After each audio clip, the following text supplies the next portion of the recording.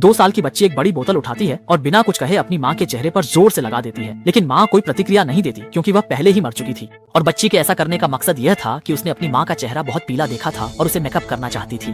तभी उसने देखा कि मेज पर रखी स्त्री से भाप निकल रही थी। जिज्ञासु होकर उसने सीधे हाथ से उसे छुआ, लेकिन जलने पर वह जोर से रोने लगी।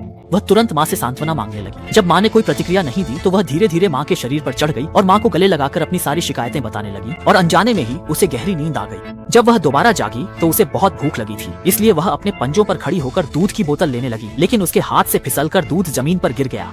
गनीमत रही कि तभी उसे जमीन पर 2 रोटियां दिखी, तो उसने माँ की नकल करते हुए माइक्रोवेव खोला, लेकिन जब उसने रोटियां निकाली तो वे इतनी जल चुकी थीं कि खाने लायक नहीं थीं।